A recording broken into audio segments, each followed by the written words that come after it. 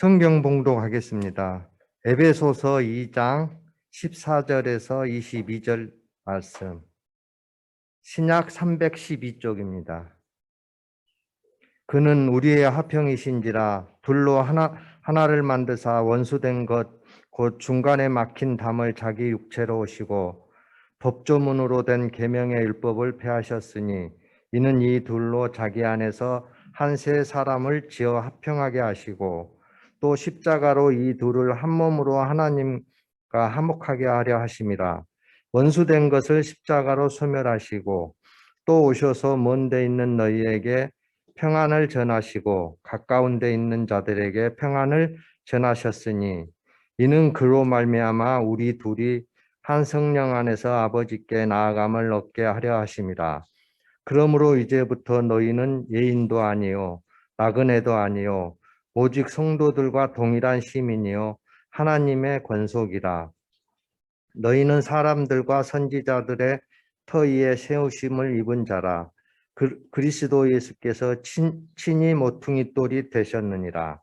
그의 안에서 건물마다 서로 연결하여 주 안에서 성전이 되어가고 너희도 성령 안에서 하나님이 거하실 처소가 되기 위하여 그리스도 예수 안에서 함께 지어져 가느니라. 아멘. 새 사람들이 지어가는 몸된 교회라는 제목으로 하나님의 말씀을 전하겠습니다. 제자라는 말이 성경에 많이 나옵니다.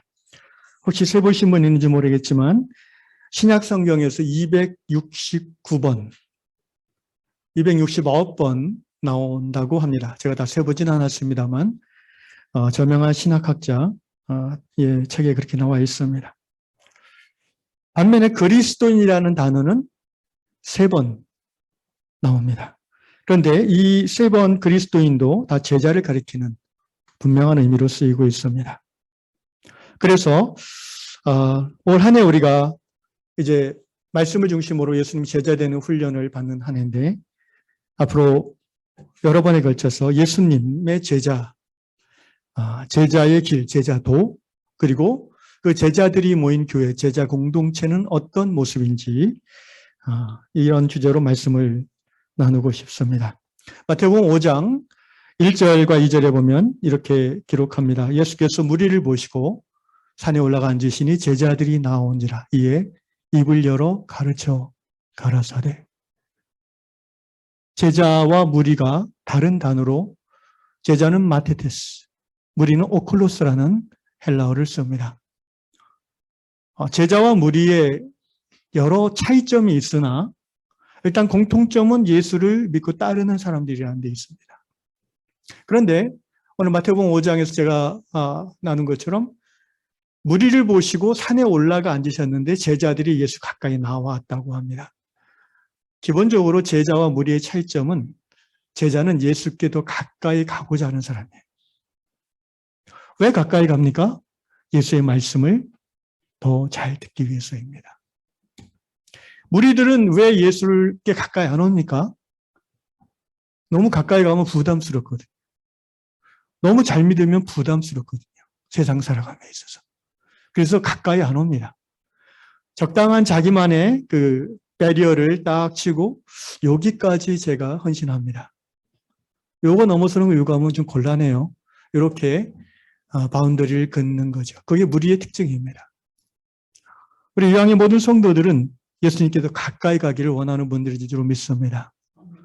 그러나 세상을 살다 보면 그것이 그렇게 쉬운 일은 아니라는 것을 여러분이 잘 아실 겁니다. 한마디로 비결은, 제자됨의 비결은 말씀에 가까이 가느냐 아니면 말씀에 멀어지느냐, 이것이 제자됨과 무리됨의 기준점이 될 수 있습니다. 우리가 훈련받을 수 있는 3가지 말씀의 형태가 있습니다. 첫째는 하나님이 세워주신 목회자를 통해서 선포되어지는 이 설교. 여러분, 이것은 예배 안의 설교이기도 하지만 말씀 훈련의 장이라고도 볼 수 있습니다. 그래서 여러분이 이 설교를 열린 마음으로 주의 깊게 듣는다면 말씀에 그만큼 가까이 갈 수 있는 은혜가 될 것입니다. 두 번째로 말씀으로 훈련받을 수 있는 두 번째 형태는 성경 자체입니다. 성경을 개인적으로 읽고 묵상하고 또는 목사님과 함께 성경을 공부하고 또는 소그룹 안에서 성경으로 삶을 나누는 이 모든 것이 말씀을 가까이 하는 방법입니다. 그리고 세 번째 말씀으로 훈련받는 형태가 있는데요. 뭐라고 생각하십니까? 아마 여러분이 잘 안 들어본 부분인데 저는 이 부분이야말로 정말 성숙한 제자 공동체라면 반드시 이 부분이 있어야 된다고 생각합니다. 그건 뭐냐면 지체의 입에서 나오는 말씀으로 자기를 돌아보는 훈련입니다. 요양 공동체 안에서 서로 간의 사귐의 관계 속에서 집사님의 말을 내가 듣고 내 자신을 돌아보는 훈련인 거죠. 형제의 말이 자매의 말이 하나님의 말씀으로 다가올 때 그것은 특별한 은혜인 줄로 믿습니다. 그것이 퉁겨져 나가면 내 자신의 변화에 아무런 도움이 안 되고 오히려 관계가 어려워질 수 있지만 그러나 그것이 잘 작용이 될 때에는 놀라운 말씀 훈련의 장이 될 수 있어요. 이것이 가장 성숙한 형태의 말씀 훈련입니다. 왜냐하면 이 말씀 훈련이 서로 간에 이루어지려면 그만큼 성도 한 사람 한 사람이 말씀에 깊이 들어와 있는 상태에서 효과가 가능하기 때문입니다. 이렇게 말씀 안에 굳게 머무르고 지속적으로 훈련받아야 되는 것이 바로 제자의 삶이며 제자 공동체의 모습입니다. 그렇지 않을 경우 어떤 일이 일어납니까? 세상으로 다시 끌려갑니다.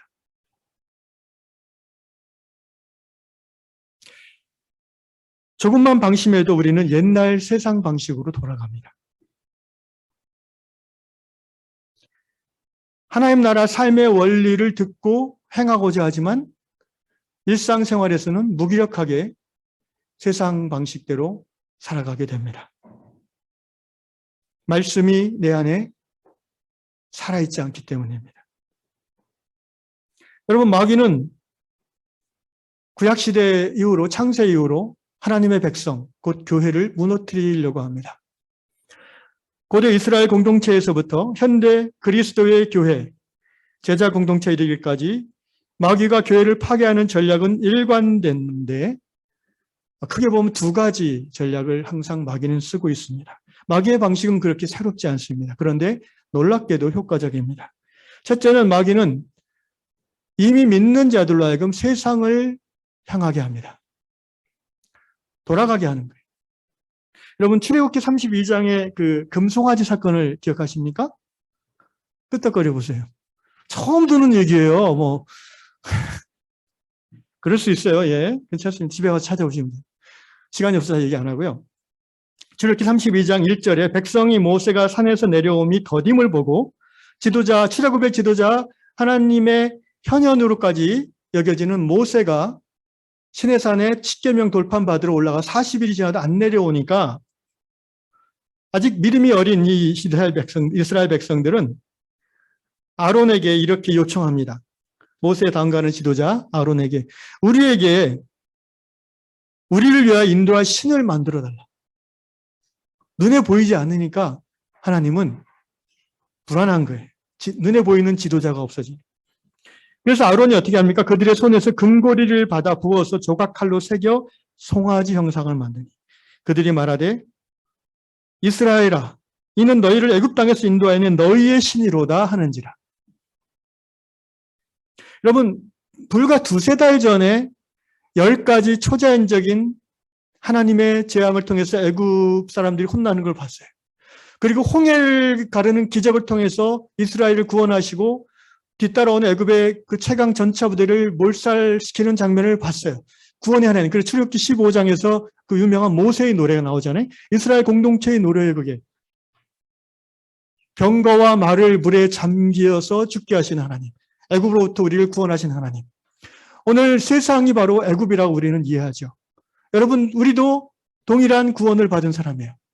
세상 애굽으로부터 사망 권세로부터 홍해 바다를 가르는 예수 그리스도의 십자가의 그 사랑의 놀라운 기적을 통해서 구원받은 사람들이에요. 그런데 이 이스라엘 백성들은 불과 두세 달이 안 돼가지고 바로 애굽으로 돌아가 버려요. 이 금송아지를 어디서 배웠어요? 이건 애굽의 신 중에 하나예요.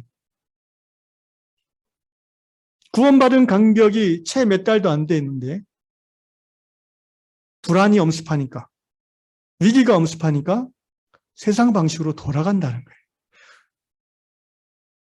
여러분, 신앙생활, 종교생활을 안 하는 게 아니에요. 이 금송아지가 우리를 구원할 신이다라고 하는 거예요. 요새식으로 신약의 복음으로 말하면, 교회로 말하면 예배생활, 찬양생활, 기도생활 다 해요.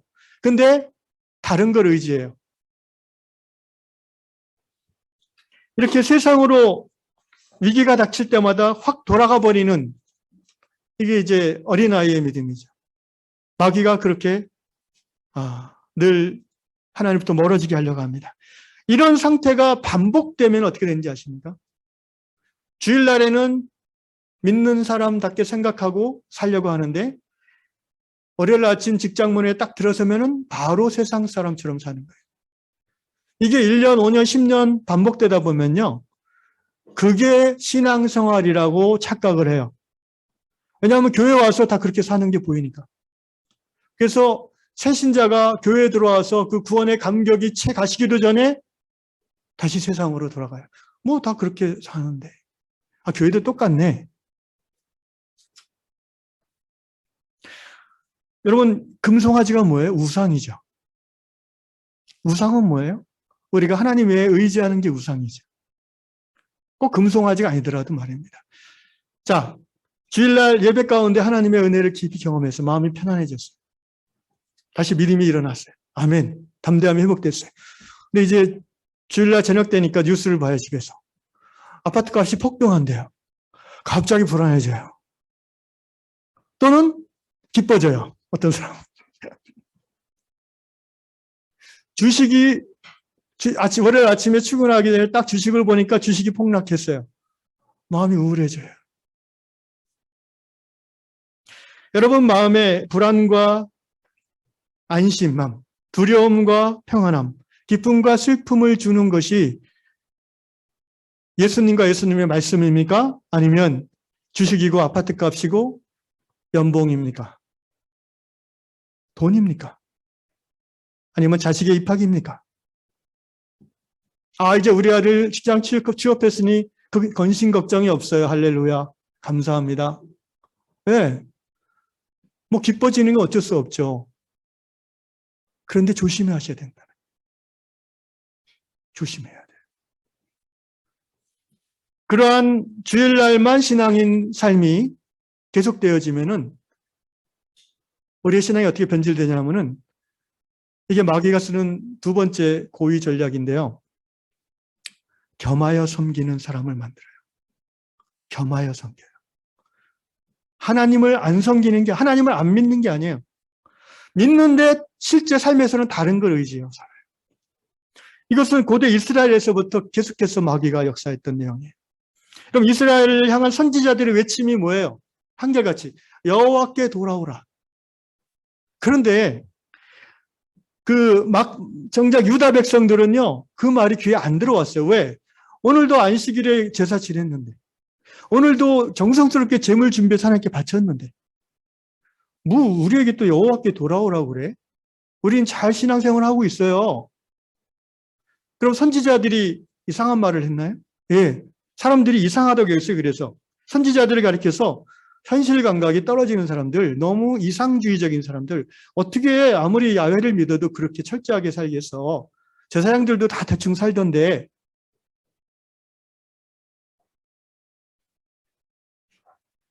이사야 5장 7절에 이렇게 이사야가 탄식합니다. 무릇 만군의 여호와의 포도원은 이스라엘 족속이요 그가 기뻐하시는 나무는 유다 사람이라. 그들에게 정의를, 미슈파트라는 히브리어입니다. 정의를 바라셨더니 도리어 포화기요. 그들에게 공의를, 제다카라는 히브리어입니다. 공의를 바라셨더니 도리어 부르짖음이었도다. 하나님이 이스라엘과 유다를 택해서 하나님의 포도원으로 삼고 하나님의 극상품 포도나무를 삼으신 이유는 세상 가운데에서 정의와 공의, 미슈팟 앤 제다카, 하나님 나라의 통치 원리의 중심에 있는 그런 개념들이잖아요. 그 열매를 바랬는데 유다 백성들은 오히려 포학과 부르짖음의 열매를 맺어요. 무슨 포학입니까? 권력자, 가진 자, 많이 아는 자, 명예 있는 자, 힘센 자, 높은 자들이 일반 백성들에게 포학을 저질러요. 하나님의 말씀을 일상생활 속에서 실천하지 않고 오히려 바알의 원리를 따라요. 땅에 땅을 연이어 사대고 집에 집을 연이어 사됨으로 부동산 투기를 조장하고 그래서 치부하고 대대로 잘 먹고 잘 살려고 해요. 그런데 여러분 그 예나 지금이나 경제의 저는 잘 모르지만 기본 원리 그거 재화는 일정하잖아요. 누군가 많이 가져가면 누군가는 적게 가져가게 돼 있어요. 그래서 부르짖음이 일어나요. 백성들 사이에. 못 살겠다. 재판장이 뇌물을 받고 판결을 굳게 해요. 가난한 사람들은 억울하게 징역 살아요. 못 살겠다. 부르짖음이 일어나요. 하나님 아버지의 귀에 그게 들려요. 근데 제사장들은 뭐라고 그런지 아세요?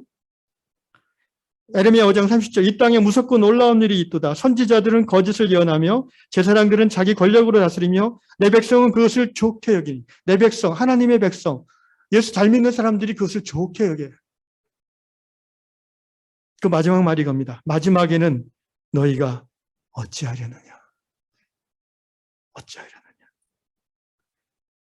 아모스 5장 21절 나는 너희가 벌이는 절기 행사들이 싫다. 역겹다. 너희가 성회로 모여도 도무지 기쁘지 않다. 너희가 나에게 번제물이나 곡식제물을 바친다 해도 내가 그 제물을 받지 않겠다.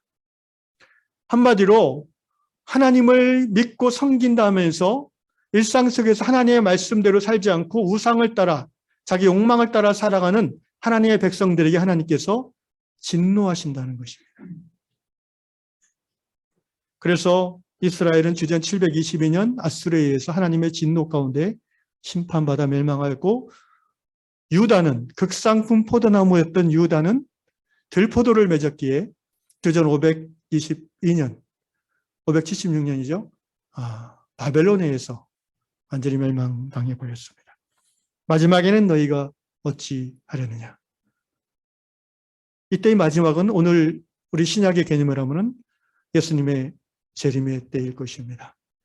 주님 다시 오실 때 너희가 어찌 하려느냐. 여러분 이 말씀이 바로 오늘 우리 시대 한국교회에 주시는 하나님의 경고라고 저는 생각합니다. 사랑하는 유양 성도 여러분, 여호와께 돌아갑시다. 이제 우리가 하나님과 재물을, 하나님과 권세를, 하나님과 쾌락을, 하나님과 웰빙의 삶을 겸하여 섬기는 그 악한 길에서 떠나야 됩니다. 그러기 위해서 우리는 두 가지가 필요합니다. 첫째는 회개하는 것입니다. 회개를 잊어먹은 백성은 망합니다. 죄를 전혀 안 지을 수는 없으나 십자가 보혈의 공로를 의지하여 성령의 깨우침 가운데 회개하는 자는 다시 돌아올 수 있고 살아날 수 있지만 회개를 잊어버린 백성은 멸망할 수밖에 없습니다. 이사야 1장 18절 여호와께서 말씀하시되 오라 우리가 서로 변론하자. 너희의 죄가 주홍 같을지라도 눈과 같이 휘어질 것이요 진홍같이 붉을지라도 양털같이 시게 하리라. 사랑하는 형제자매 여러분, 오늘 이 예배 가운데 여러분 안에 우상을 따라 살았던 자신의 삶의 연약함과 죄악을 중심에서부터 회개하는 돌이킴의 역사가 있기를 주의 이름으로 축원합니다. 두 번째로 회개한 후에 우리가 어떻게 해야 되겠습니까? 제자 공동체를 이루어 가야 됩니다. 왜 자꾸 세상으로 돌아갑니까? 세상의 원심력이 그만큼 강한 거예요. 예수 십자가 하나님의 은총 가운데 말할 수 없는 은혜를 입어서 그 원심력을 뚫고 나왔어요. 애굽에서 광야로 예배하기 위해서 나왔어요. 내 백성을 가게 하라. Let my people go. 왜? 그들로 광야에서 나를 예배하게 하리라. 하나님이 우리를 세상에서 교회 안으로 예배자로 탈출시켜 주셨어요. 그런데 자꾸 돌아가게 돼요. 몇 가지 중요한 이유가 있는데요. 근본적인 이유는 교회가 몸됨을 상실해서 그렇습니다. 교회는 에베소 1장 23절 교회는 그리스도의 몸이라고 선포하고 있고요. 고린도전서 12장 몸에 여러 지체들이 있는데 팔, 다리, 코 여러 가지 그 은사에 따른 기능. 여러분 오늘 에베소서 2장 이제 본문을 보겠습니다. 눈으로 봐주시면요. 에베소 1장 23절 교회는 그의 몸이니 그는 예수님이 그리스도죠. 교회는 그리스도의 몸입니다. 이 부분은 이미 우리가 많이 들어서 잘 알고 있는 부분이에요. 2장 14절부터 읽겠습니다. 그는 우리의 화평이신지라 둘로 하나를 만드서 그는 예수님이죠. 둘로 하나, 여기서 둘은 유대인과 이방인입니다. 곧 우리가 예수 믿기 전에 서로 다른 사람들이었어요. 진정으로 하나 될 수 없는 관계였어요. 왜냐하면 서로 다르기 때문에. 유대인과 이방인만큼 다르지는 않은 것 같지만 사실은 달라요. 얼굴도 다르고 성격도 다르고 직업도 다르고 태어난 환경도 다르고 생각이 달라요. 그런데 놀랍게 우리가 예수 안에서 한 형제 자매가 됐어요. 어떻게? 예수님이 나와 너의 화평이 되셔서 우리 둘을 가로막는 그 벽을 허무셨어요. 사실 그 벽이란 거는 뭐예요? 우리의 죄의 결과잖아요. 우리의 죄의 짐을 대신 짊어지시고 십자가 달려 죽으셨기 때문에, 죄값을 치르셨기 때문에 우리가 죄사함 받고 이제 나와 너가 서로 다르다고 해서 하나 되지 못하게 했던 그 부분이 허물어진 거예요. 그래서 내가 하나님 안에서 하나님과 연합이 되고 너가 하나님 안에서 하나님과 연합이 돼서 비로소 우리가 진정한 하나됨을 누릴 수 있는 몸의 지체가 될 수 있는 거예요. 19절 봅시다. 같이 읽겠습니다. 19절. 다 같이 시작. 그러므로 이제부터 너희는 외인도 아니요 나그네도 아니요 오직 성도들과 동일한 시민이요 하나님의 건속이라. 이미 우리는 이제부터 이 이후에 와 있는 사람들이에요. 아멘. 우리는 이미 예수 그리스도 안에서 구원받은 그리고 그리스도의 몸된 교회의 지체로 살고 있는 사람들이에요. 그래서 이제는 너희가 외인이란 말은 외국인, 더 이상 foreigner, 외국인이 아니에요. 그리고 더 이상 stranger, 이방인도 아니에요. 그럼 뭐예요? 피도 하나 안 섞였고 서로 다 모습이 다르고 직업도 다르지만 놀랍게도 우리들은 하나님의 동일한 시민이에요. 성도들과 동일한 시민, 하나님 나라의 시민이에요. 국적이나 피부색이나 민족이나 언어랑 상관없어요. 그것을 다 초월했어요. 예수님이 그렇게 우리를 향해서 열어주셨어요. 우리 유양교회는 대부분 한국교회가 그렇지만 너무 단일한 사람들이 모여 있어요. 연령대도 그렇고 삶의 수준도 그렇고 여러분 이게 성숙한 게 아니라는 걸 아셔야 돼요. 호주나 이렇게 캐나다나 제가 가봤을 때 대부분 백인 교회는 백인만 있어요. 흑인 교회는 흑인만 있어요. 가끔 다양한 인종들이 섞여 있는 교회들이 있어요. 목회하기는 어려워요. 그죠? 근데 그게 하나님의 뜻이에요. 그죠? 혈연을, 피부색을, 언어를, 문화를 초월해서 하나 되게 할 수 있는 힘이 바로 복음의 능력이죠. 아멘? 앞으로 우리 요양 공동체 안에 다양한 성도들을 하나님께서 보내주시기를 기도합니다. 아멘. 그들을 우리가 하나 되도록 받아내려면 우리가 이렇게 넓어져야 됩니다. 우리가 더 제자 돼야 돼요. 제자 공동체를 이루어야 돼요. 20절 너희는 같이 읽겠습니다. 시작. 너희는 사도들과 선지자들의 터 위에 세우심을 입은 자라 그리스도 예수께서 친히 모퉁이 돌이 되셨느니라. 예, 우리가 사도신경에서 고백하고 있죠. 21절 시작. 그 안에서 건물마다 서로 연결하여 주 안에서 성전이 되어가고 22절 너희도 성령 안에서 하나님이 거하실 처소가 되기 위하여 그리스도 예수 안에서 함께 지어져 가느니라. 교회는 지어져 가는 공동체입니다. 교회는, 이 지상교회는 완성형은 없어요. 그러나 예수님 이 땅에 재림하시고 다시 오실 때 완전해지는 교회가 나타날 거예요. 그러나 진행형이라고 해서 머물러 있으면 안 되죠. 그죠? 진행형이라는 거는 한 걸음이라도 가는 거예요. 무엇을 향해서? 하나님이 원하시고 바라시는 그 몸된 교회의 그 수준을 향해서, 그 깊이를 향해서, 눈이 오나 비가 오나 평안하나 괴로우나 공동체적인 차원에서 한 걸음 나아가는 거예요. 그게 우리가 이루어야 될 교회의 사명입니다. 성령 안에서 어떤 교회? 하나님이 거하실 처소가 되는 교회. 따라합시다. 하나님이 거하실 처소인 교회. 하나님이 마음 편하게 이 요양 공동체에서 내가 참 편안하다라고 하실 때까지. 어떤 교회를 이루면 하나님이 편하게 거하실까요? 여러분, 이 예배당 건물 말하는 게 아니라는 거를 아시죠? 이거 뭐 예쁘게 해놨지만 좋지만 사실 비교하자면 이거 비교 안 되게 좋은 교회들이 많잖아요. 건물이. 뭐 1억짜리 파이프로간을 갖다 놓고 그런 데 많잖아요. 근데 그런 거나 전혀 상관없는 거. 하나님이 편하게 거하시는 공동체는 오히려 더 불편해하실 수도 있어요. 실정법을 어기면서까지 그렇게 막 예배당을 확장하고 그러면 하나님 좋아하시겠어요? 세상에 본이 안 되는데.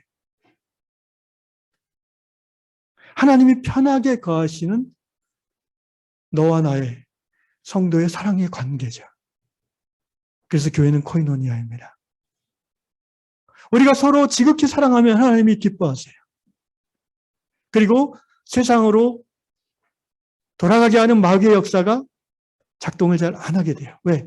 서로가 지극히 사랑하기 때문에, 서로가 붙잡아주는 관계이기 때문에. 세상으로 돌아가는 첫 번째 이유는 우리가 일주일에 하루만 모여서 그래요. 모여도 특히 코로나 때 우리가 서로 교제를 못해서 그래요.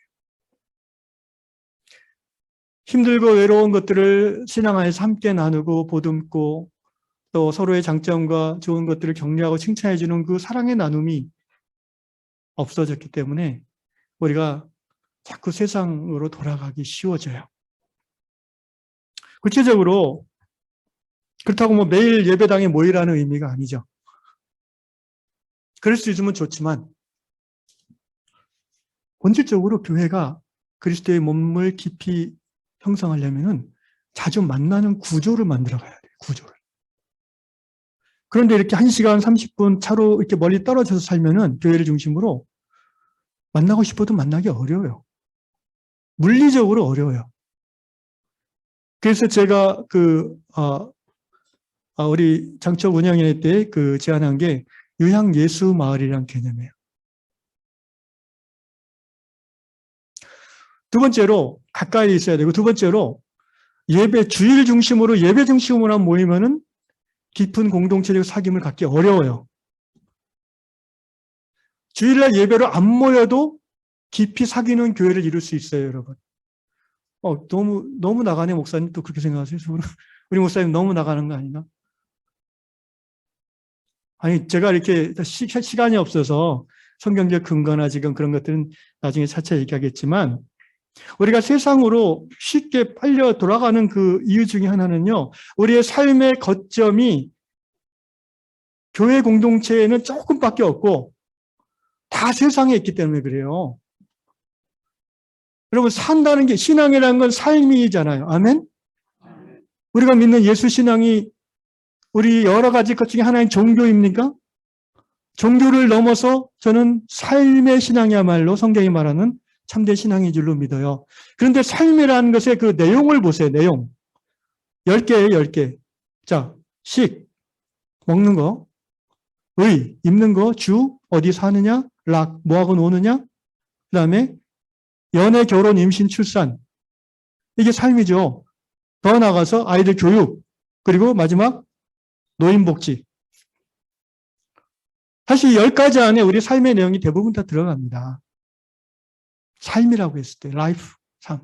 그러면 이 10가지 중에 우리가 신앙 공동체 안에서 누릴 수 있는 부분이 뭐가 있어요, 지금? 식? 여러분, 우리 교회 안에서 뭔가 식을 나눠요? 뭔가 식재료를 건강한 창조신앙적 식재료 생산의 근거에서 나온 그 제품들을 나누고 있어요? 옷 나눠요? 우리가 어디 사는 거가 아파트 사거나 주택 사거나 서울 사거나 경기도 사는 게 여러분 신앙에 의해서 결정돼요? 신앙 공동체의 어떤 영향력 가운데 이루어졌어요? 아니죠. 다 세상의 영향력 속에서 이루어지는 거예요. 뭐 하고 노세요? 주일날 또는 뭐 교회 놀러 가는 거 1년에 몇 번 놀죠. 근데 그거는 아주 일부분이잖아요. 여러분 뭐 하고 노세요? 그냥 세상 하는 대로 다 놀잖아요. 자본의 논리를 따라서 여행 다니고 맛있는 거 먹고 저를 포함해서 하는 얘기예요. 또 이런 말씀을 들으면서 목사님도 못하면서요 우리한테 같이 하자는 겁니다. 할렐루야. 저도 힘드니까 같이 하자는 거예요. 같이 하나님 나라 이루어가자는 거예요. 식위주라, 연애, 결혼, 임신, 출산 이거는 지금 우리 자녀들이 해당되는 거고요.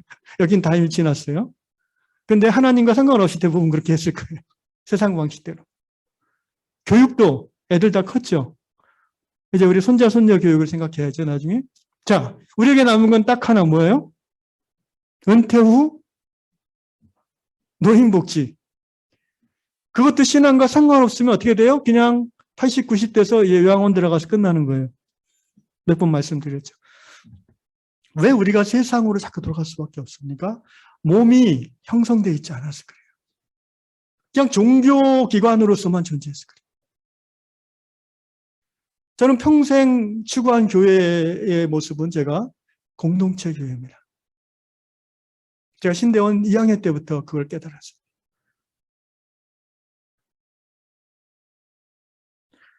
그런 교회가 어디 있습니까, 목사님? 별로 없어요. 우리가 한국 100년 교회 역사 속에서 오히려 이단들이 많아요. 겉으로 봤을 때 그렇게 살아가는 사람들은.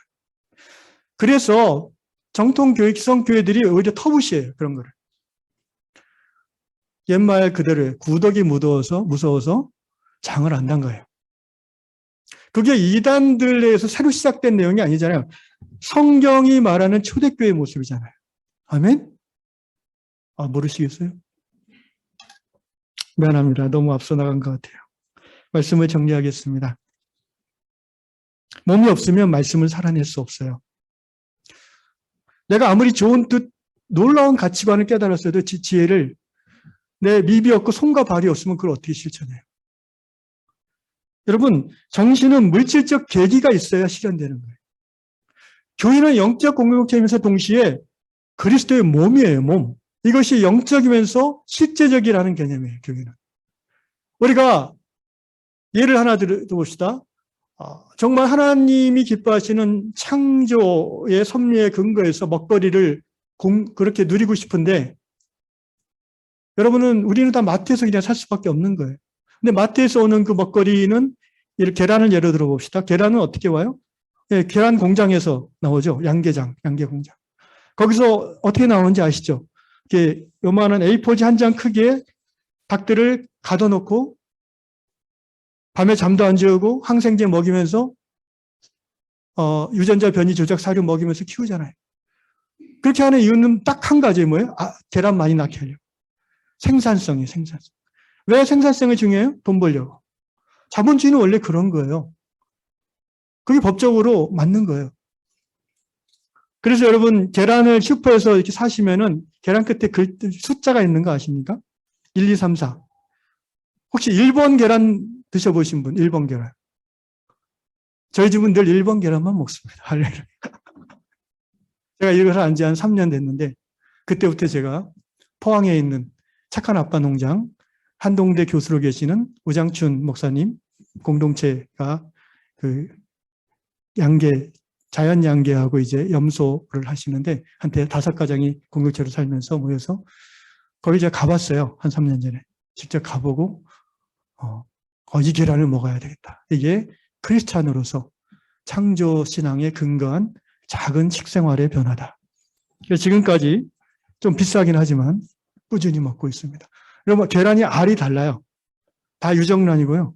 오늘 계란 장사하는 것도 아니고 이 얘기는 그만하시고 그렇다는 거예요.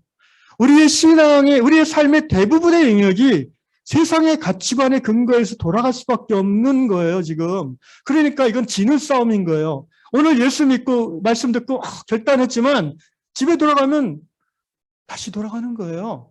왜? 그 삶을 실천할 수 있는 관계의 장이 우리 가운데 하나도 없기 때문에 우리가 100명의 멤버가 있고 한 마을에 산다고 하면은 우리 중에 빵집도 하고요. 밥집도 하고요. 그다음에 유기농 식품상도 할 수 있고요. 그다음에 마을 학교 대한 유치원도 운영할 수 있고요. 대한 학교도 할 수 있고요. 그러면은 한 마을에서 그런 자신의 생활과 관련된 직장이 다 신앙 안으로 엮여져 있어요. 적어도 그러면은요, 주중에 만나게 돼요, 자주. 적어도 세상에 직장을 다니는 사람이라 할지라도 출근길에 마을버스장에서 만나요. 물론 어떤 분은 그걸 싫어할 거예요. 왜냐하면 감시 카메라가 도처에 있는 것 같으니까. 내 사생활이 보장이 안 돼! 이럴 거예요. 그 죄책감은 괜찮은 거죠. 예. 그러니까 더 조심하게 되겠죠. 근데 그거 그렇게 감시체제가 아니라 그래서 더 자주 만날 수 있잖아요. 매일 집에서 자기가 밥을 안 해 먹어도 돼요. 마을 밥집 자연농 유기농 재료로 우리 성도 중에 몇 분이 그걸 하면서 다 돈 받고 하는 거잖아요. 그렇게 이루어진 교회가 현재 우리나라에도 있습니다. 거짓말 같아요? 있어요. 올해 그런 교회들을 한 2곳 저희가 함께 주일날 이제 찾아볼 계획을 잡아놨는데 그때 가서 여러분이 다시 보시게 될 겁니다. 말씀을 마무리하겠습니다. 사랑하는 양성도 여러분, 마귀의 계계는 세상으로 돌아가게 하는 것이고 겸하여 섬기게 하는 것입니다. 우리는 우상 숭배를 하지 말라 그러면 아멘 그럽니다. 그런데 실제 우리 삶에서는 우리의 안심과 근심, 우리의 평안과 우리의 고통이 다 하나님이 아니라 다른 것에 좌우지우지 되는 거예요. 우리는 우상 숭배하고 살기고 싶지 않은데 우리는 예수님만 믿고 살고 싶은데 예수님 믿는 거는 되는데 사는 게 안 되는 거예요. 몸이 형성되어 있지 않아요. 아무리 숭고한 진리와 계시와 말씀을 깨달아도요. 실제 물리적인 장이 없으면 그것은 공연불이 될 수밖에 없어요. 우리 요한공동체가 요한 예수마을 공동체의 꿈을 가지고 지금부터 한 걸음 한 걸음 제자 공동체를 이뤄가는 일에 다 같이 한마음 될 수 있기를 주의 이름으로 축원합니다.